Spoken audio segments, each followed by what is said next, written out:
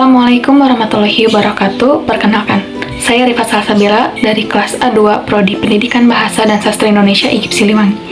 Di sini saya akan membahas terkait pidato. Apakah ada yang tahu pidato itu apa? Pidato adalah sebuah pengungkapan pikiran dalam bentuk kata-kata yang ditujukan kepada orang banyak untuk menyatakan selamat, menyambut kedatangan tamu, memperingati hari-hari besar tertentu, dan berbagai bentuk kegiatan lainnya. Pidato bersifat dua arah, yaitu pembicara harus memperhatikan lawan bicaranya, walaupun pembicara lebih banyak mendominasi pembicaraan. Lawan bicara harus mendengarkan pesan-pesan yang disampaikan pembicara, baik berupa kata-kata, sehingga apa yang disampaikan dapat diterima dan dipahami dengan sempurna.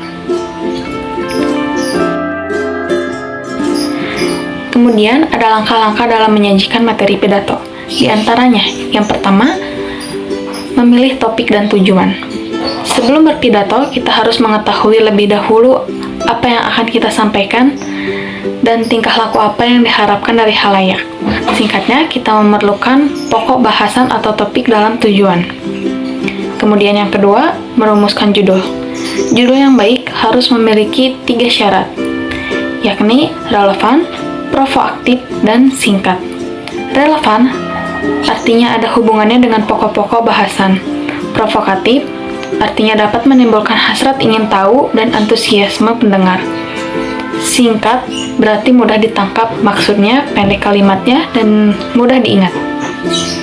Kemudian yang ketiga, menentukan tujuan. Ada 2 macam tujuan, yaitu tujuan umum dan khusus.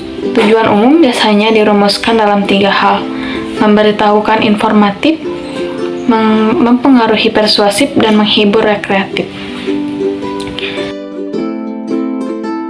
Selanjutnya, ada jenis-jenis dari pidato.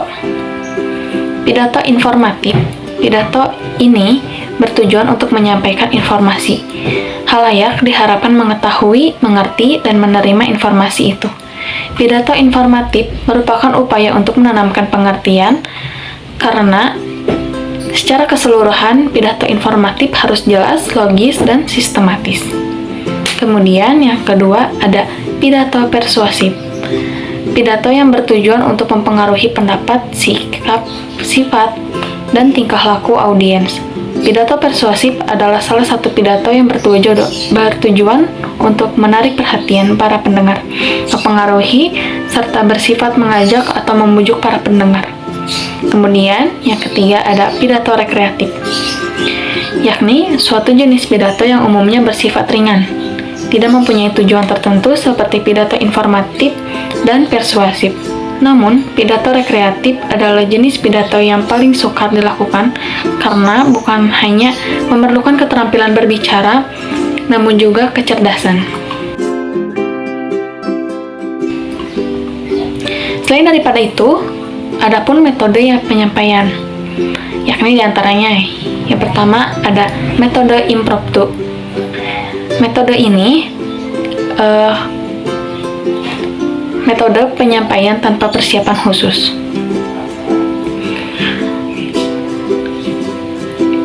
Makin mahir seseorang berbicara di depan umum, makin baik kemampuan menyampaikan pembicaraan impromptu.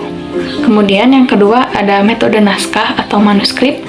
Dalam metode naskah, pembicara membacakan pidato bagi khalayak. Metode naskah ini aman digunakan karena dalam situasi yang menuntut ketepatan waktu dan kata-kata yang dipakai. Dengan pembicaraan manuskrip, pembicara dapat mengandalkan gaya, isi, organisasi, dan semua elemen lain dari pembicaraan. Selanjutnya ada metode menghafal. Seperti metode naskah, metode menghafal juga digunakan bila isi pembicaraan menyangkut kasus-kasus politik yang sensitif atau bila waktu yang ada sangat terbatas. Metode menghafal mengharuskan penyampaiannya menulis bahan pembicaraan kata demi kata dan menghafalnya dengan baik. Yang terakhir ada metode extemporer. Penyampaian extemporer menuntut persiapan yang secara menyeluruh, mengingat gagasan-gagasan pokok serta urutan kemunculannya, dan barangkali menghafal beberapa kalimat pertama dan terakhir dari pembicaraan. Tetapi, tidak ada keterkaitan yang kaku dalam pemilihan kata-kata. Ini adalah metode yang baik untuk digunakan dalam pembicaraan di muka umum.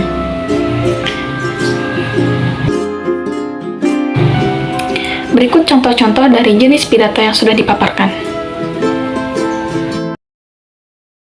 Om Swastiastu, Namo Buddhaya, Salam Kebajikan, Rahayu.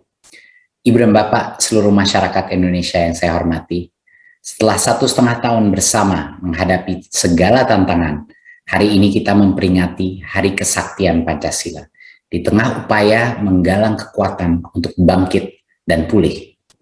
Para pendiri bangsa Indonesia mencetuskan Pancasila sebagai dasar negara dan ideologi bangsa. Dan sejak kelahirannya sampai hari ini, Pancasila adalah kekuatan kita untuk berjuang membangun cita-cita kita. Selain itu, Pancasila menjadi pengingat kita bahwa di tengah semua situasi dan kondisi, kedaulatan Indonesia berdasar pada keadilan sosial dan persatuan seluruh lapisan masyarakat.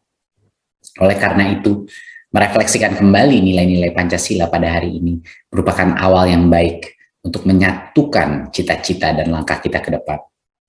Ibu dan Bapak yang saya hormati, situasi pandemi ini telah menunjukkan dengan lebih jelas sejumlah tantangan yang harus kita tangani untuk menghadirkan pendidikan yang berkualitas untuk seluruh rakyat Indonesia. Salah satu dari tantangan tersebut adalah ketimpangan geografis dan sosiologis yang menyebabkan tidak semua anak Indonesia mendapatkan akses terhadap pendidikan selama pandemi ini. Kalau ada mahasiswa yang kerepotan ngatur waktu karena kegiatannya banyak, Anda di jalan yang lempang, Anda di jalan menuju sukses. Kalau Anda kerepotan ngatur jadwal, tapi kalau Anda kelebihan waktu, ada sesuatu yang salah dengan Anda. Dan hari ini, cek aja sendiri-sendiri. Kita termasuk yang kelebihan waktu atau termasuk yang kekurangan waktu. Sibuk. Jadi, Bapak Ibu sekalian, teman-teman mahasiswa terutama, manfaatkan ini yang sebaik-baiknya. Dan karena ini double, saya usul targetkan. Untuk unggul tadi, satu adalah soal kompetensi global, yang kedua bekali diri dengan bekal kepemimpinan, bekal pengalaman organisasi. Saya dulu sering sampaikan, Pak Walin, Pak Edi, di kampus waktu saya masih di kampus. Waktu itu saya di kampus Pak Sekda, jadi saya sering pesan sama teman-teman mahasiswa. Pesannya begini, IP yang tinggi itu hanya akan mengantarkan Anda sampai panggilan wawancara. Di ruang wawancara yang menentukan adalah kemampuan berpikir kritis, analitis, kemampuan komunikasi, dan kepemimpinan Anda. Itu yang menentukan di dalam ruang wawancara. Tapi jangan diartikan IP nggak penting, IP-nya rendah nggak dipanggil wawancara. Jadi, tapi IP yang tinggi itu mengantarkan Anda sampai panggilan wawancara di dalam ruang wawancara, bukan IP lagi yang ditanya. Di dalam ruang wawancara ditanya kemampuan apa yang sudah Anda kerjakan, apa yang sudah Anda lakukan selama kuliah. Kritis, analitis, komunikatif. Asisten mana yang mah? Nya. Sama tara saruana anu ngewa sambeurkeun assalamualaikum ngabalieur.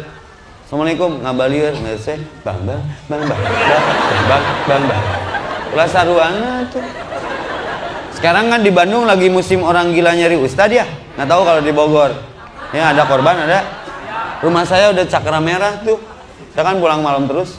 Ah, emang aing si cakra merah berarti target simbolnya kalau cakra merah bunuh di tempat. Kurang kan pinter. Cakra warna beureum meuli cet ka material cakraan KB salembur. Cina nu gelona lieureun. Pek bunuh KB cuy. Dak cek si mamah teh Epi mah mau jadi korban nu gelo. Nah mah karena Epi mah leuwih gelo ti nu gelo.